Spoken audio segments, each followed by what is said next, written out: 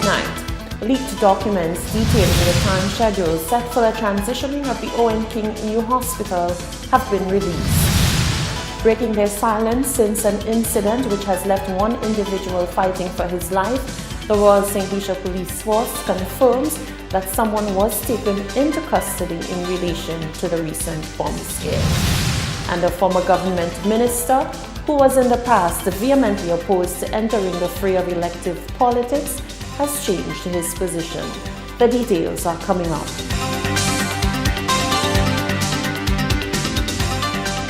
This is the Hot 7 Nightly News with Lovely and Amy Joseph. Good evening. It is Tuesday, the 5th of March 2019. Welcome to the Hot 7 Nightly News. I am Lovely St. Amy Joseph. Thank you for joining us. Leaked documents detailing the time schedule set for the transitioning of the Owen King EU Hospital have been released. The two-page document, a staff memo circulated within various departments of the Ministry of Health, detail when and how the management and physical transition into the new facility is expected to occur. We begin our news tonight with a Hot 7 News special report from Trisha Lionel. Trisha?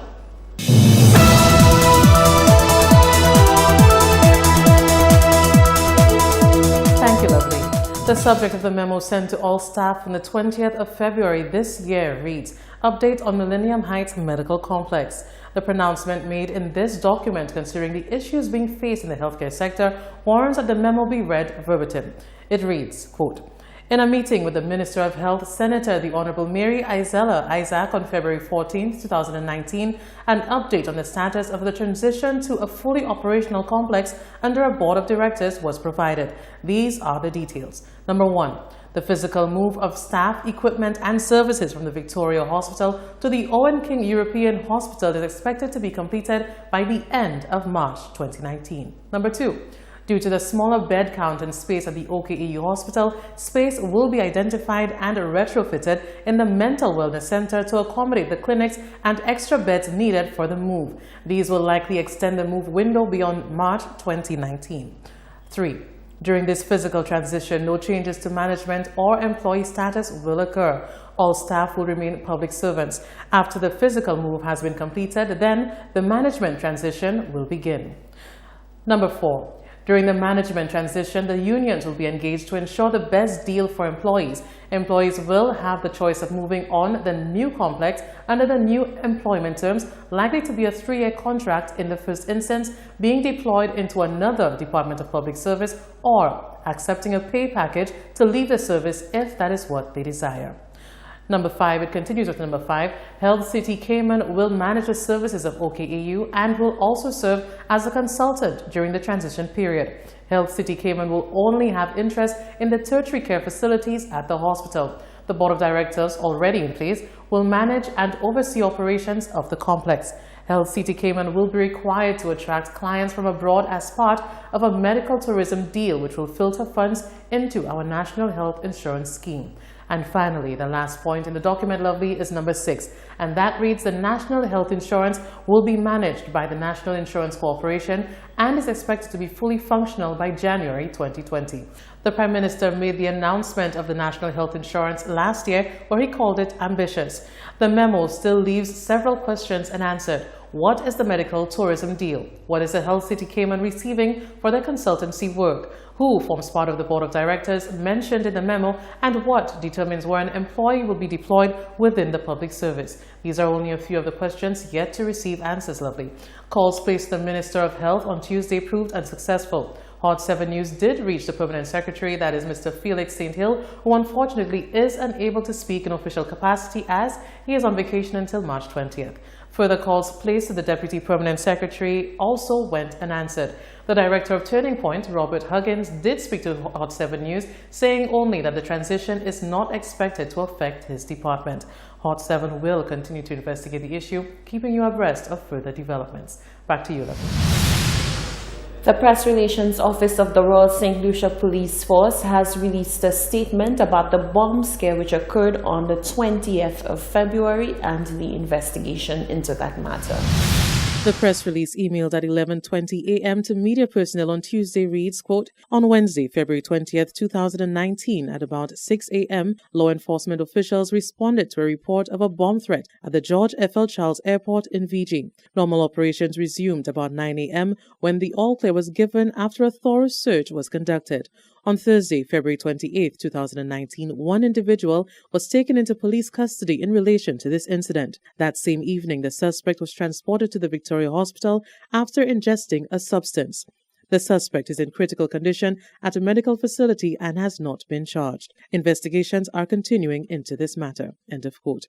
This carefully crafted press release, though wordier than several sent before on such issues this time, leaves more questions unanswered than it addresses.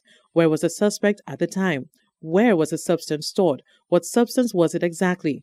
When was the suspect taken into police custody? How long after was the substance ingested? What time did this occur? Why has the police decided not to divulge the name of the individual? These are some of the questions still unanswered. Calls placed to the Press and Public Relations Department of the Royal St. Lucia Police Force on Tuesday in an effort to get more information proved unsuccessful. However, Assistant Superintendent of Police Elvis Thomas was reached on his personal cell phone. ASP Thomas says the information required can only be divulged when and if the suspect is charged. The media worker remains in critical condition at a medical facility. I am Tresha Lionel for Hot 7 News. Meanwhile, one veteran media professional has spoken out on maintaining professionalism. The lecturer at the Monroe College warns media workers at this time to maintain professionalism despite personal feelings concerning the colleague. Ever so often, a story comes around that stuns the most seasoned journalist. Immediately, the response becomes to cushion the blow of the impact of the information on the public by giving just the necessary information, nothing more and nothing less. However, experienced media worker and current media lecturer at Monroe College, Jerry George, is of the opinion that journalists should strive to provide as much information to the public to clarify whatever event or situation occurs to avoid misinformation. It can be something that takes us out of the realm of what we are really doing, meaning that we can more often take the personal route over the professional. And it's all well and good for us to say, okay, ethics and standards, but we are human beings, and most times, instead of the mind working, the heart operates perhaps even faster and even at a rate where we can't control. But usually we have to step back and say, what is our purpose here? To be friend or to be professional in terms of reporting to the people that we are responsible for, which is the public. And I think the public will usually look to us for enlightenment and information. And in no way I think journalists should add to the confusion about a matter.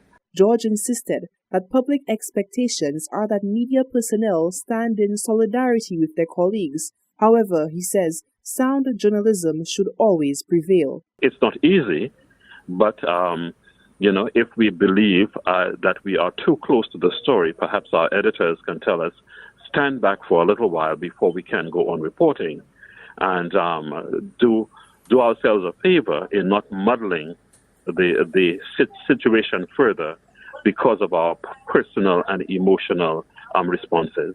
The argument that information from the relevant sources, in many instances, hampers the process of quick dissemination was shot down by George, who asserted that true journalism awakens with in-depth investigative questioning. There is a little gray area, it seems, as to, what is happening.